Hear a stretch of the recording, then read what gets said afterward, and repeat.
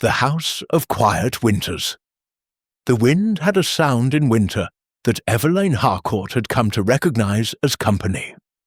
It moaned through the broken shutters of Harcourt Manor, slipping down the long, narrow corridors like a ghost that had lost its way. When it reached her study, it sighed across the parchment on her desk and lifted the ends of her dark hair, now streaked faintly with silver, though she was only 30. Outside, frost lay thick across the fields, turning the bare hedgerows into white lace. The lake was a sheet of glass, untouched. Even the birds seemed to have forgotten this part of the countryside. 10 years. 10 years since laughter had last echoed in this house. 10 years since she had last heard her husband's voice.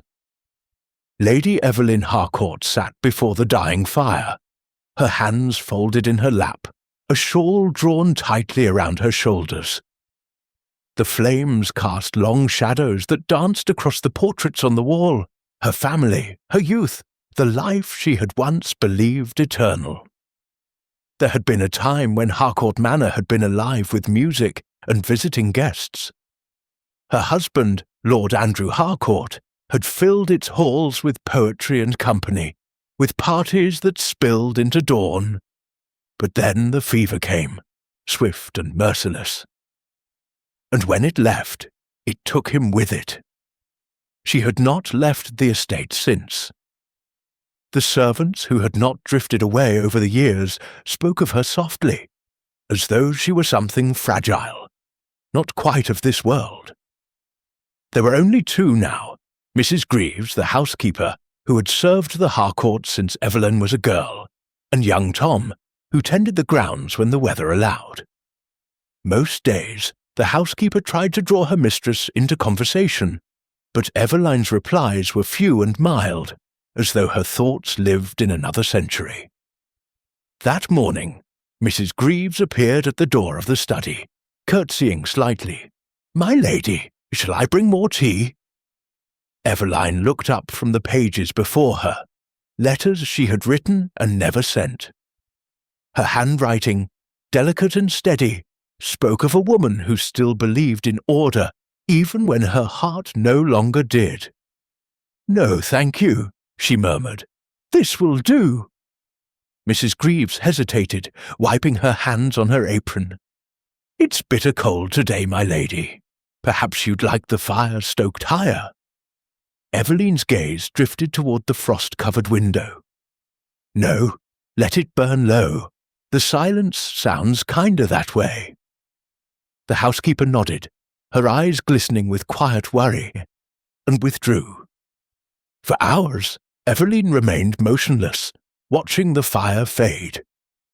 Her thoughts travelled backward, always backward, to the day she had lost him. There had been laughter that morning.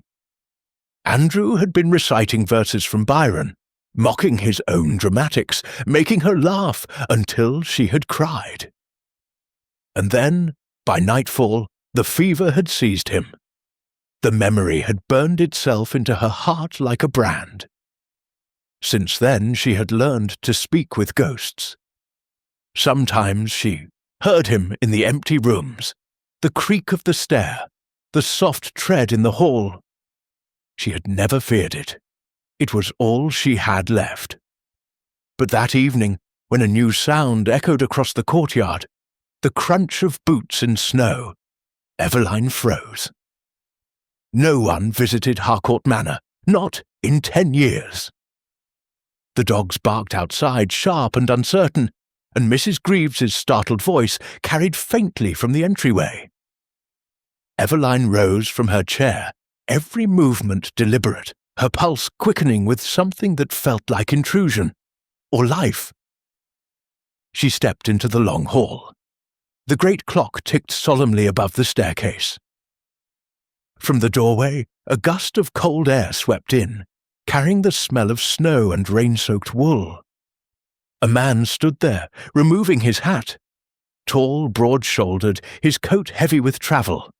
His hair was dark and wind-tossed, his expression one of restrained exhaustion. "I beg your pardon," he said, his voice deep and warm against the chill. "I didn't mean to startle anyone. The road ahead is impassable. I was told this was the nearest house." Mrs. Greaves fluttered nervously beside him. "Captain Ashford, was it? My lady, this gentleman says he's come from Dover. His horse near collapsed in the snow." Eveline's eyes studied him. A captain. The name stirred something faintly familiar, though she couldn't place it. "Harbour your horse in the stable," she said quietly. "Mrs. Greaves, see that he's given food and warmth." Her voice was calm, precise, the tone of a woman who had long practiced control. The man inclined his head. "You are very kind, my lady." When his gaze met hers, Eveline felt the strangest thing. A flicker, a small tremor beneath the years of ice. His eyes were grey but not cold. There was warmth in them, though tempered with weariness, and something unspoken behind the lines of his face. "You may rest here until the storm passes," she said simply. "There are rooms enough. Mrs. Greaves will see to it." He bowed slightly, grateful. "I'll not trouble you longer than necessary." "You won't trouble me at all," she replied, though the words felt foreign on her tongue. That night, the snow fell harder. The manor, once silent, now echoed faintly with the unfamiliar cadence of footsteps, the sound of a man moving in the halls. Eveline lay awake, staring at the ceiling, listening to the rhythm. For 10 years her nights had been soundless. Now there was life again, soft, distant, but undeniably real. When she rose in the morning, the frost on her window had begun to melt. The man who brought the storm. By morning, the storm had not passed. Snow fell thick and slow across the countryside, muffling every sound except the low sighing of wind against the manor's stone walls. Eveline stood at the window of the breakfast room, one hand resting lightly against the glass. The world beyond was a blank expanse of white. The garden paths lost beneath the drift, the orchard sleeping beneath frost. Behind her, the fire crackled softly. Mrs. Greaves was bustling about, laying the morning tray with deliberate care. "Will the gentleman take breakfast in his room, my lady?" she asked cautiously. Eveline turned slightly, her voice low. "No, if he is awake, tell him he may join me here." It had been so long since she'd spoken those words, since she'd invited anyone to share her morning. The sound of them startled her own ears.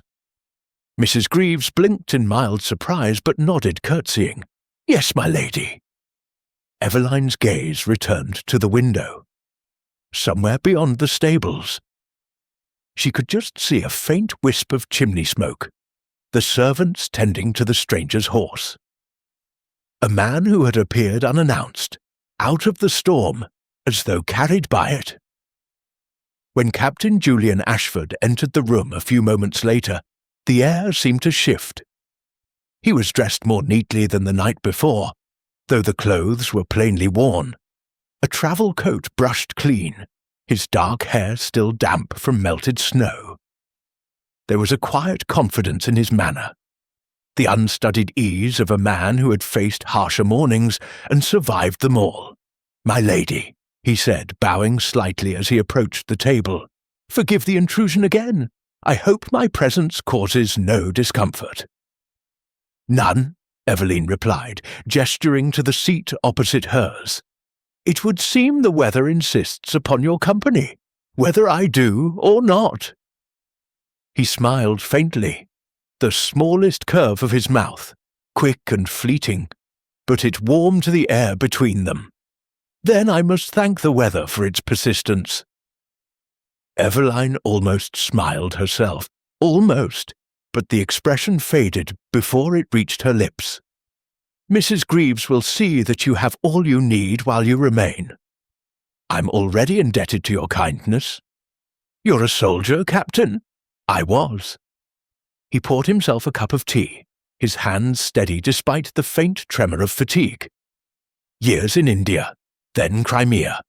I've returned only recently. Returned? She repeated softly, her eyes on the teacup. A word that sounds easier than it must feel. He looked at her, really looked, and for a heartbeat, the formality between them dissolved. You've the sound of someone who knows that truth, my lady. Eveline didn't answer. The silence between them stretched, filled with the gentle pop of the fire.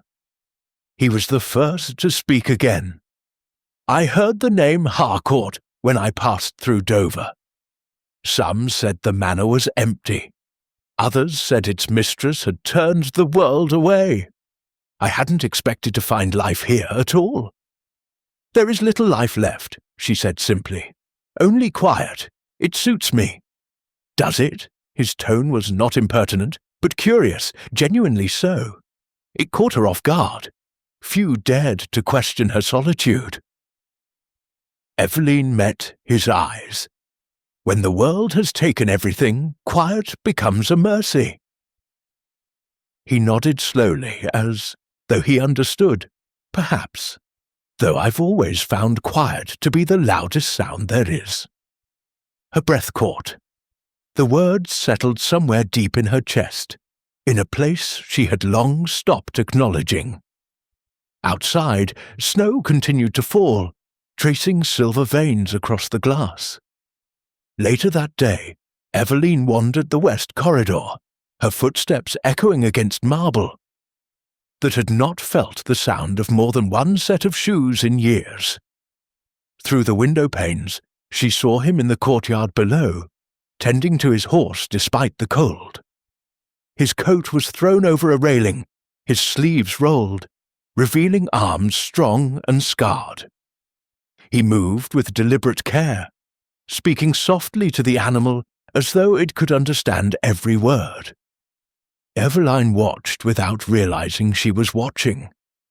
There was something disarming about his presence, not because he was handsome, though he was, but because he seemed at ease even in solitude. There was no pity in his manner, no discomfort in her silence. When he noticed her through the glass, he paused and smiled.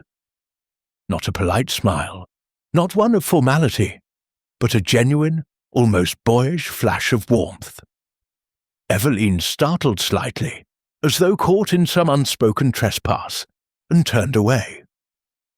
That evening, he joined her again for supper. The manor's dining room had once been grand. High ceilings, painted walls, an enormous chandelier now covered in a thin layer of dust. The table could seat 20, yet only 2 places were set.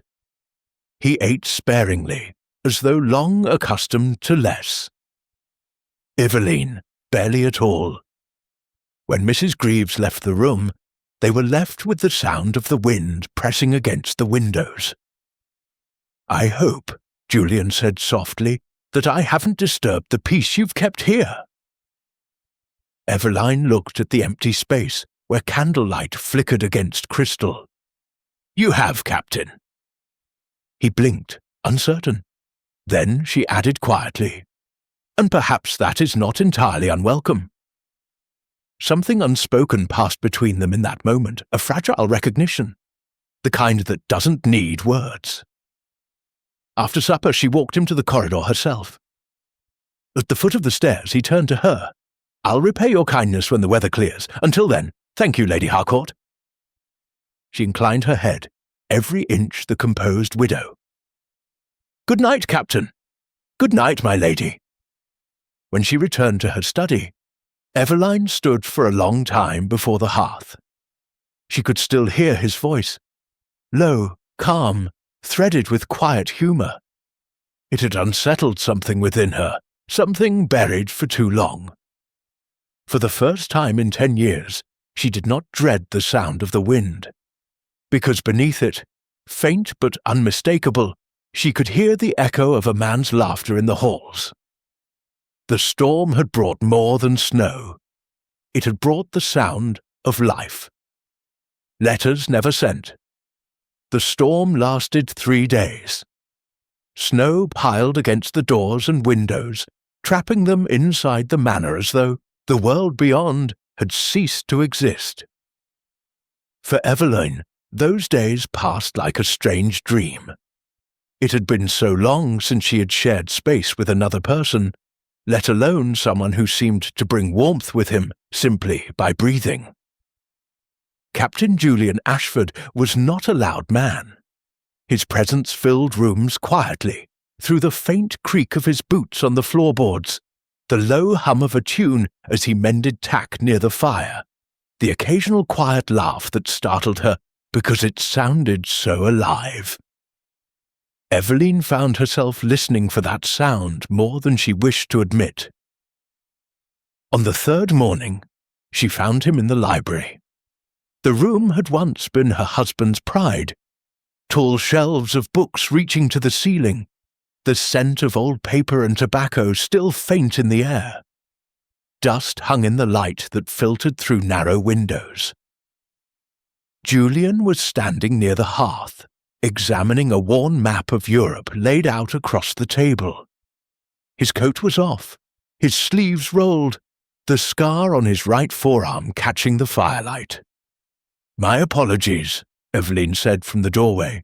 "This room is seldom used." He looked up quickly, offering that soft half-smile she was beginning to recognize. "Then it's a privilege, my lady.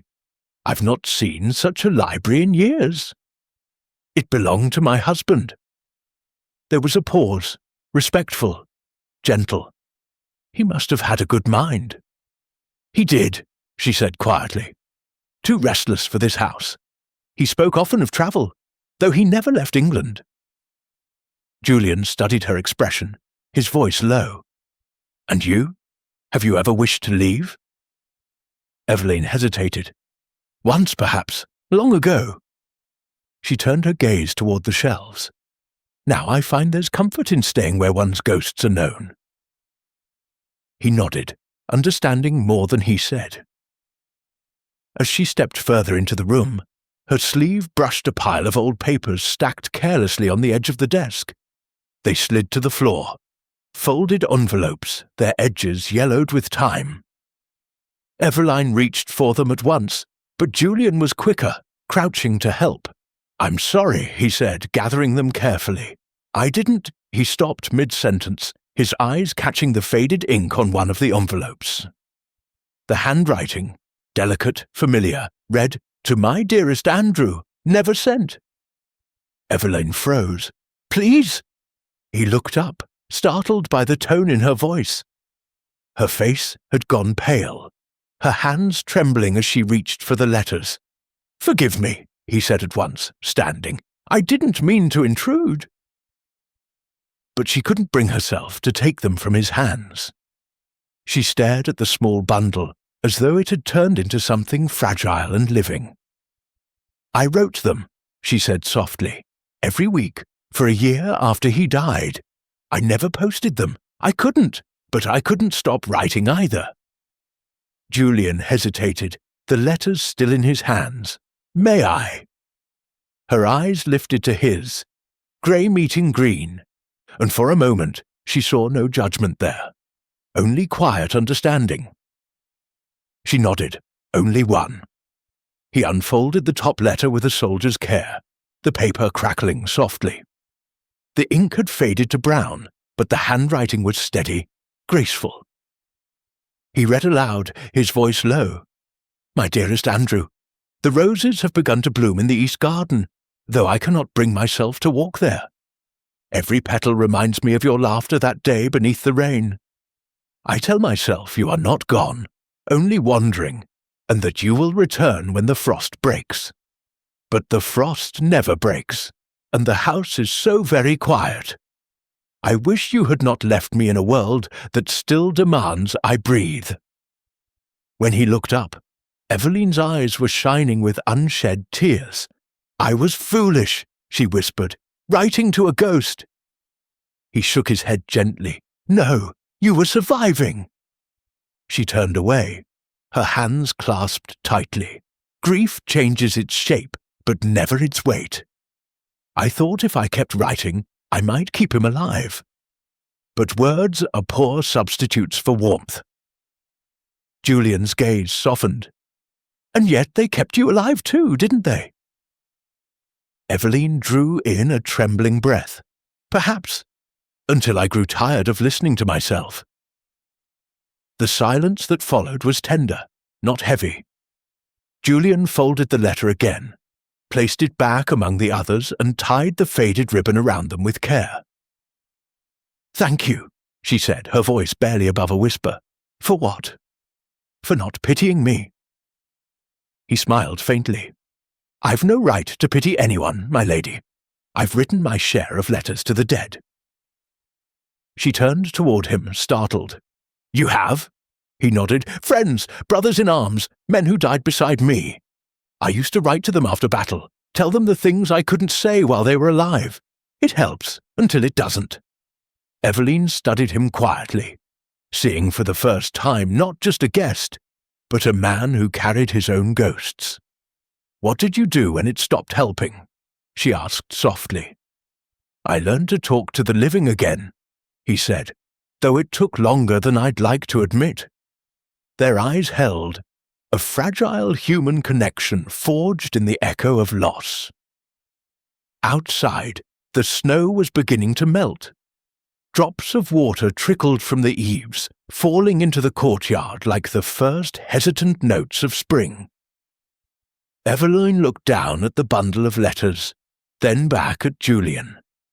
"Perhaps it's time I stop writing to the dead as well." He gave a slow nod. "When you're ready." That night, when she passed the library again, she paused at the doorway. Julian sat by the fire, a book open on his knee, light playing across his face. He looked at peace for the first time since arriving. She watched him for a long moment before turning away, her heart strangely restless. Later, as she prepared for bed, she opened her desk drawer, where another letter lay, half-finished. She stared at the first line, "My dearest Andrew," and then, with deliberate care, set down her pen. For the first time in 10 years, she did not write to her dead husband. She blew out the candle, and in the darkness, she thought she could still hear Julian's voice reading her words, not with sorrow, but with understanding.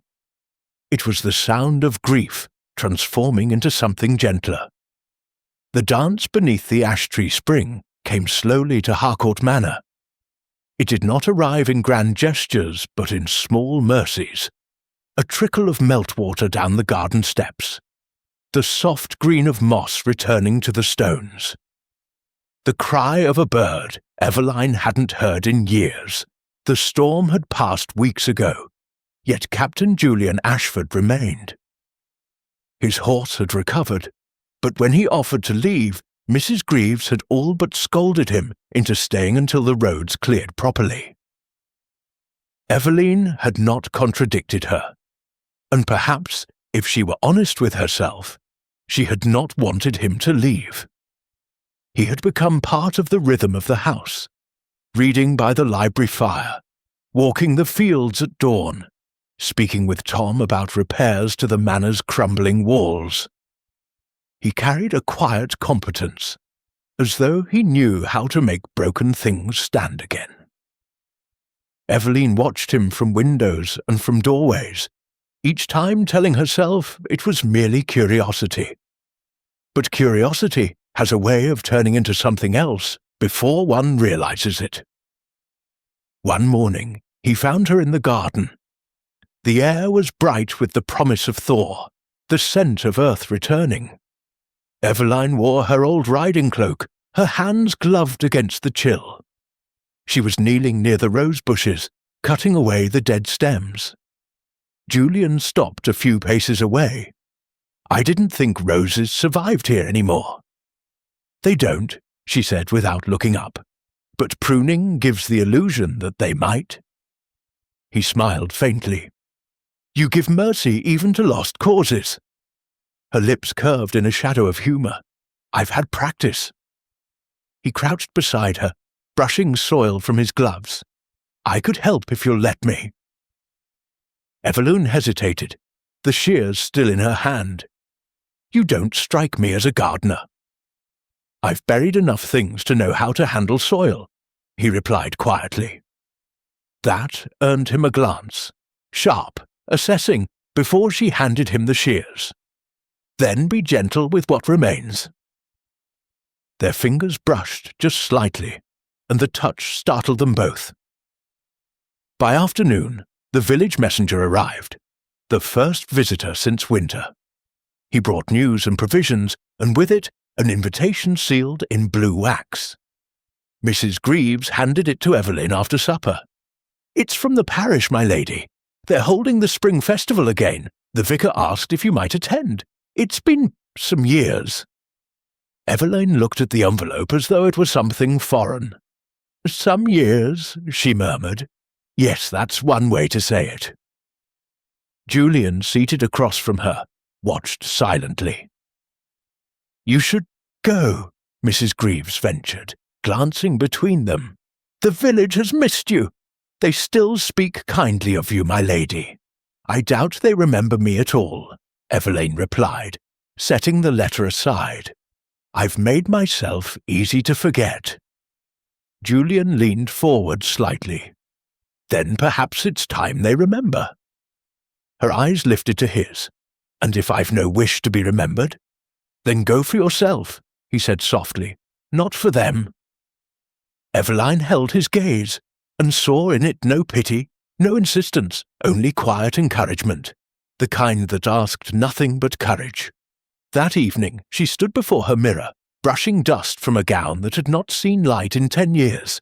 The pale lavender fabric shimmered faintly beneath her touch. She almost didn't recognize herself in the reflection.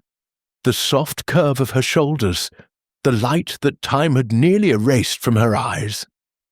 When she descended the staircase the next day, the villagers were already gathering on the green beneath the great ash tree. Lanterns hung from its branches, catching the late sunlight, and ribbons fluttered in the wind. The moment she stepped onto the path, heads turned. Conversations paused. Then, as if the silence itself had been holding its breath, smiles began to spread. "Lady Harcourt!" cried one of the children, running up with a posy of early spring flowers. "We thought you'd gone away." Evelyn knelt slightly, accepting the flowers. "Not gone," she said gently, "only sleeping." Laughter rippled through the crowd. It had been so long since she'd heard that sound directed toward her. It felt strange and warm, like sunlight on skin that had known only shadow. Julian stood at the edge of the gathering, watching her. She moved through the people like a woman half waking from a dream, uncertain, graceful, almost fragile in her reawakening. When the musicians began to play, fiddles, flutes, the hum of a familiar country tune, he approached her. "Will you dance, my lady?" Evelyn looked at the outstretched hand. "I don't dance any more." "Neither do I," he said. "That makes us even." For a moment she hesitated. But then the music swelled, bright, insistent, and something inside her broke free. She placed her hand in his. The crowd parted, murmuring in quiet delight as they stepped beneath the ancient ash tree.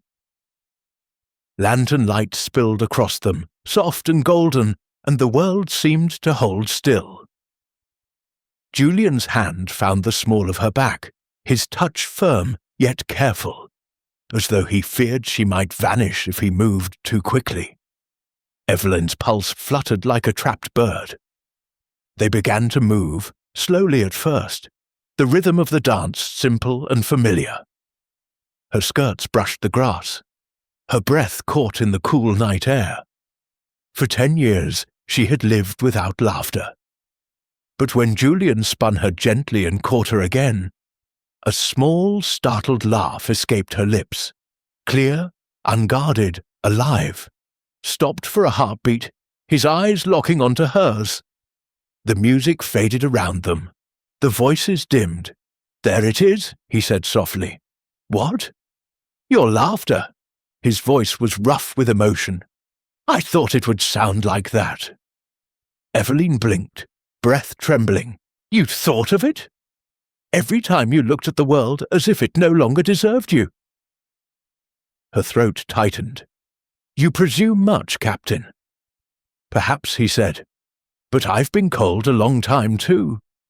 I know what it looks like in someone else." The music rose again, and this time they did not stop. For that single dance, Evelyn forgot the years between who she had been and who she was now. She forgot the letters, the silence, the endless grief. She only remembered warmth, the press of his hand, the sound of her own heartbeat, the laughter she hadn't known she still possessed. When the song ended, they stood breathless beneath the ash tree. The world around them clapped and cheered, but it felt far away. Julian bowed slightly. "Thank you, my lady." Evelyn's lips trembled into a faint smile. "For what?" "For reminding me that life isn't finished yet." That night, as she returned to the manor, the echo of the music followed her through the halls. She stood by the window, looking out toward the dark fields, her reflection faint in the glass. Her cheeks were still flushed from the cold, her heart still unsteady. She had not felt that way since before her world had ended. In the distance, beneath the faint light of the moon, she could see the outline of the great ash tree, swaying gently, still draped in ribbons. She whispered to herself, as if to the night, 10 years of silence and one laugh. The words lingered in the stillness, soft and full of wonder. The truths we bury.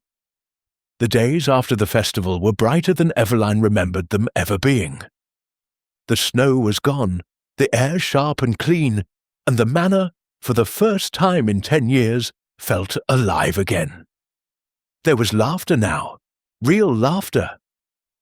It came from the kitchen when Tom dropped a tray and Julian teased him for battling crockery instead of cannon fire.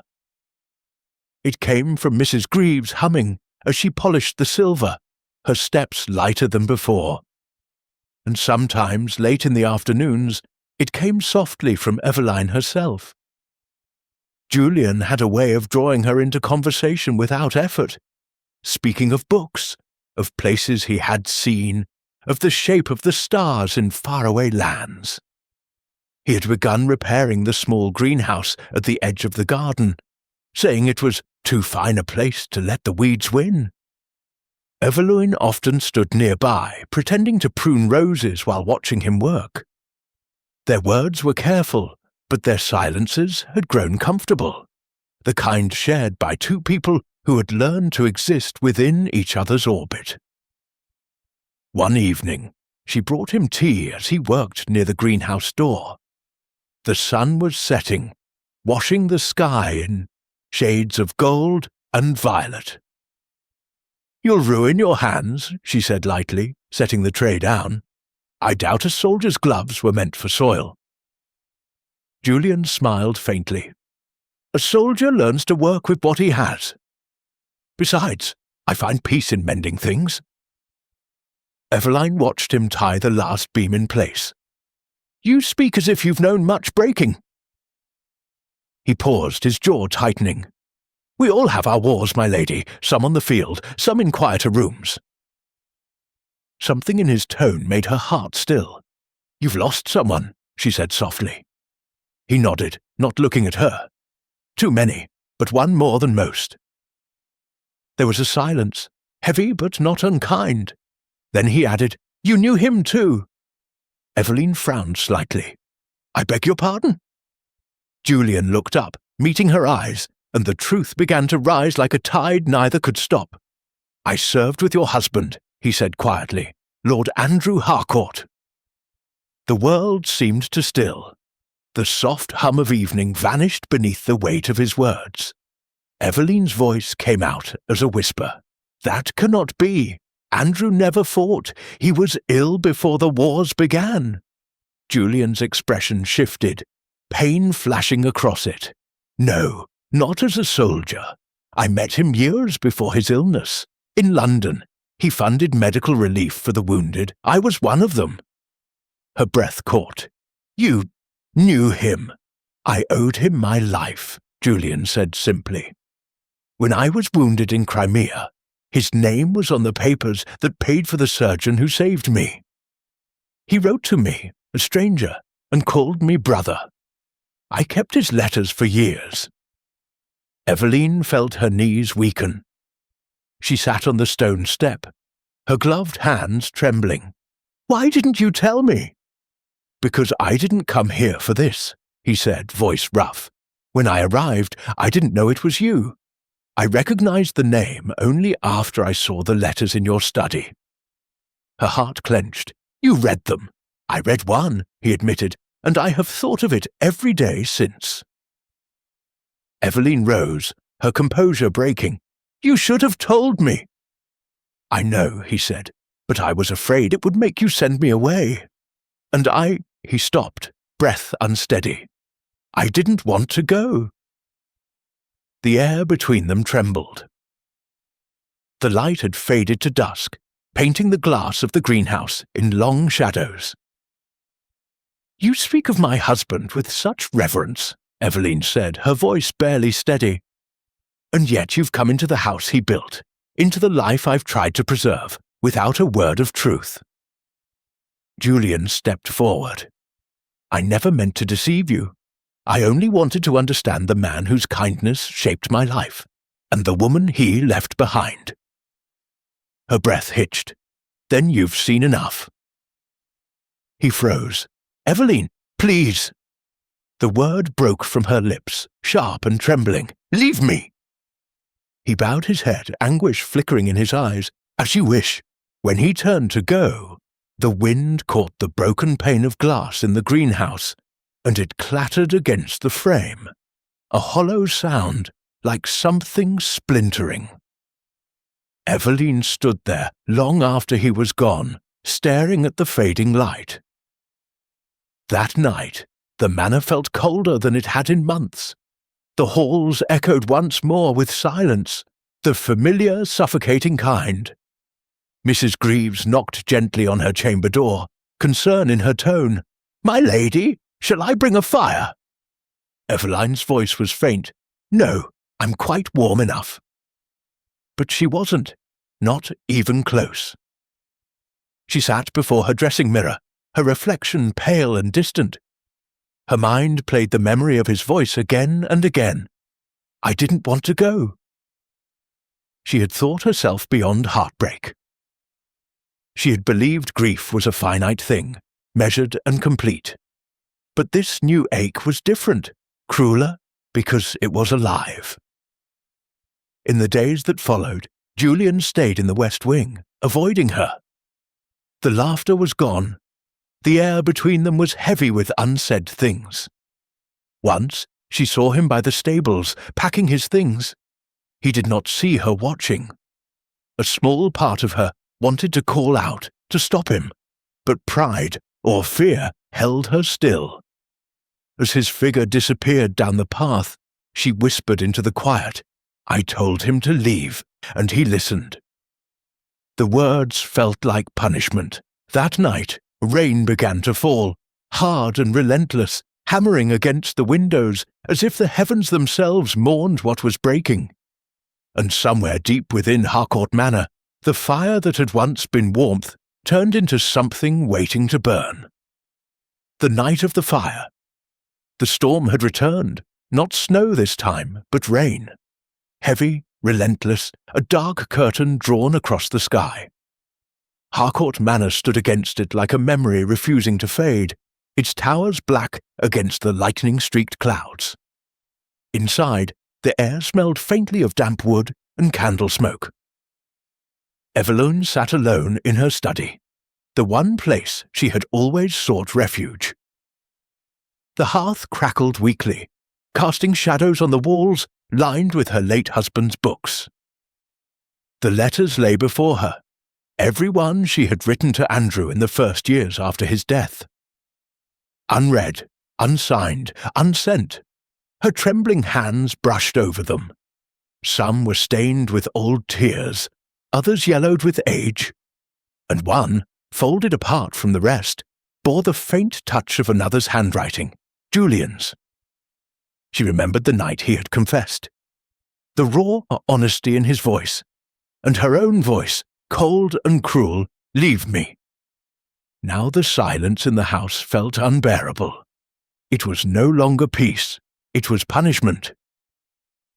She pressed her hand to her mouth to stop the sob rising from her throat. A thunderclap broke the night open.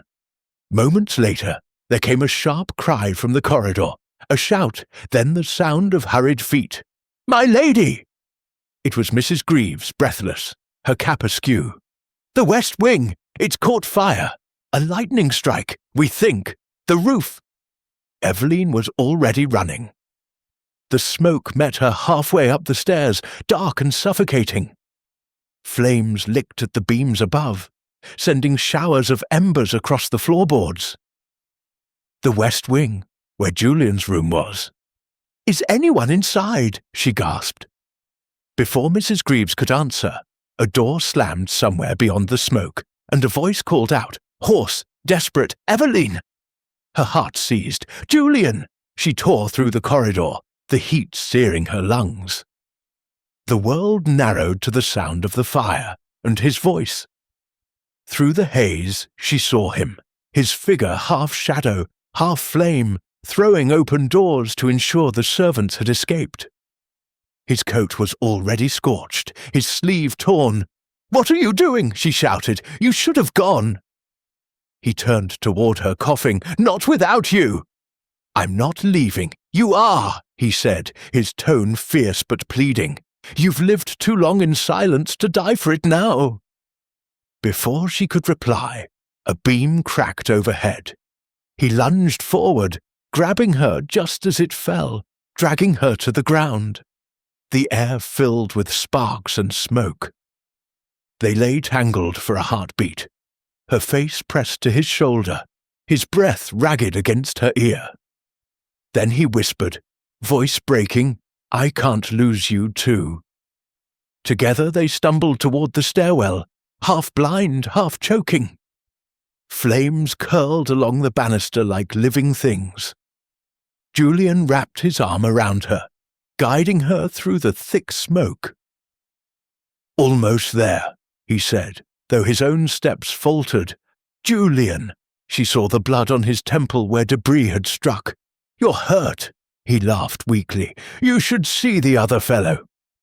Even in chaos, that hint of humour, the warmth that had drawn her from 10 years of cold, reached her. They broke through the last of the smoke, just as the ceiling behind them collapsed. Eveline stumbled into the open air, gasping, the rain hitting her face like salvation. Julian followed, barely standing. She caught him as his knees buckled, her arms trembling under his weight. The servants gathered around them in shock. Flames devoured the western tower, the sky above glowing orange. Eveline turned to the burning wing, her husband's old study, his memory, their ghosts, all of it disappearing into ash. Her heart ached, but not in the way it once had. This was not grief. This was release. Hours later, the fire had been contained. The rain had done what human hands could not. Eveline found Julian in the drawing room, his wounds tended, his shirt torn and damp. He sat by the hearth, staring into the small, steady flame that had been lit to warm him. She entered quietly, her gown still smelling of smoke. "You should be resting," she said softly. He looked up. "I've never much cared for rest." She hesitated, then stepped closer. "You saved my life." He shook his head. "No, my lady. I only gave it back to you. You were the one who decided to live again." Her throat tightened. "I've been living in the ruins of memory for too long. Tonight, those ruins burned. Julian rose slowly, his movements careful. Then perhaps it's time to build something new. Their eyes met, a long, quiet look in which all the walls between them finally fell. "I thought," she whispered, "that if I let anyone near me again, it would betray what I lost. That loving again would mean forgetting." He stepped close enough that the space between them was only breath. Love doesn't erase what came before. It carries it, so it's never lost. The firelight flickered across his face, and she saw in him not the stranger from a storm, but the man who had become her world's warmth. Her hand trembled as she lifted it to his cheek. His breath caught, and then he leaned forward. Slowly, reverently, until her forehead rested against his. When she finally spoke, her voice was barely a whisper, "Stay." He closed his eyes, exhaling as though the word itself set him free. "I will." And when his lips found hers, soft, searching, certain, the house around them seemed to exhale too. The fire outside had taken the past, but the one within them had just begun. The morning after the silence. The fire had died by morning. Smoke rose in gentle ribbons from the west wing, curling into the pale dawn sky. What remained of Harcourt Manor stood in quiet dignity, wounded but standing. The air smelled of rain and ash and renewal. For the first time in years, Eveline Harcourt stood on the steps of her home, not as its ghost, but as its heart. She had not slept, neither had he. Julian stood beside her, coat draped loosely over his shoulders, his arms still bandaged. They said nothing at first. There was no need. The silence between them had changed. It was no longer empty. It was full.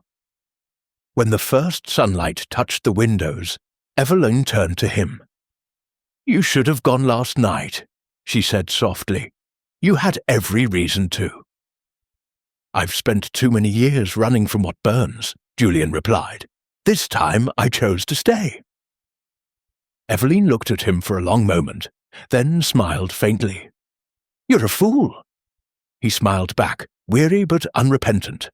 "I've been called worse." Her gaze moved to the ruins of the West Wing, to the charred frame that had once been Andrew's study. "I thought the fire had taken everything again," she whispered, "but when I looked closer, I realized it only took what I refused to let go." Julian's voice was gentle. "And what remains?" She met his eyes. What should have been mine all along, my life. They spent the morning walking through the gardens, inspecting what the storm had spared. Snowdrops were pushing through the thawed earth. Fragile and white, the first flowers of spring. Eveline bent to touch one, her fingers brushing the dew from its petals.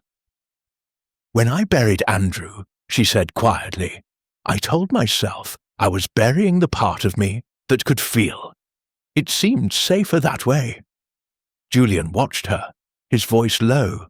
"You weren't wrong to grieve." "I wasn't wrong," she agreed, "but I was afraid to stop." She straightened, turning to him. "Then you came, and I hated you for waking something I thought I'd buried for good." He looked at her, his expression unreadable. "Do you still hate me?" Eveline's lips curved, soft and certain. "Only when you're right."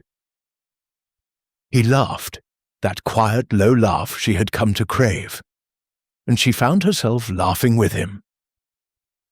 The sound startled the morning birds from the hedges, and the echo of their laughter lingered like sunlight over frost. By afternoon, the servants began clearing debris from the West Wing. Eveline joined them. She rolled up her sleeves, ignoring Mrs. Greaves's scandalized protests, and began sweeping ash from the marble floor. Julian took a brush from her hand. "You'll ruin your gown." "It's already ruined," she said simply. "Let it serve a purpose before it goes." They worked side by side in companionable quiet. Occasionally, their hands brushed. Accidental at first, then not. At one point, she looked up to find him watching her, his eyes softer than she'd ever seen. "What?" she asked, breathless from exertion. "Just wondering," he said, "how it's possible for a woman to look more alive covered in soot than in silk." Eveline shook her head, trying not to smile. "Flattery doesn't suit you, Captain." "I wasn't flattering," he replied. "I was confessing." Her heart stilled. The air between them tightened, not tense, but full. She set the brush down. "And if I said I wasn't ready to hear confessions?" He stepped closer, his voice quiet. "Then I'll wait." I waited through storms, silence, and 10 years of ghosts. I can wait a little longer. Eveline looked up at him, really looked, and for the first time she did not see a stranger, nor a reminder of the past. She saw the man who had walked into her winter and given it back its spring. That evening, as dusk fell again, Eveline stood on the balcony overlooking the gardens. The smoke was gone. The air was cool and sweet, carrying the scent of wet earth. Below, Julian was helping Tom repair the stable fence, his laughter drifting up to her like a promise. She thought of all that had passed, 10 years of silence, the long ache of grief, the night of fire and revelation. And then she thought of now, of laughter, of life, of the strange, unsteady joy of beginning again. When Julian joined her later, his hands still rough with soot and splinters, she turned to him and said quietly, "I used to think grief was a closed door, that beyond it there was nothing left to find." "And now?" he asked.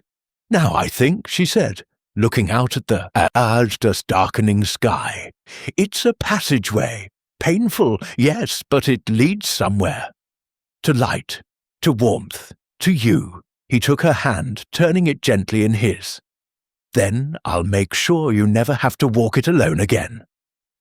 She smiled, truly smiled, radiant and unguarded, the kind of smile that transforms a face from beautiful to unforgettable. "Julian Ashford," she whispered, "you already haven't." He drew her into his arms, and this time there was no hesitation, no grief, no ghosts, just two souls who had earned their peace.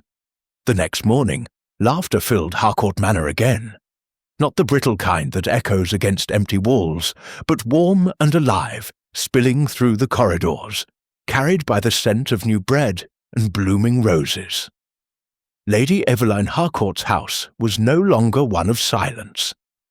It was a house reborn in light, in love, and in the laughter of a man who had once brought the storm, and stayed to see the calm.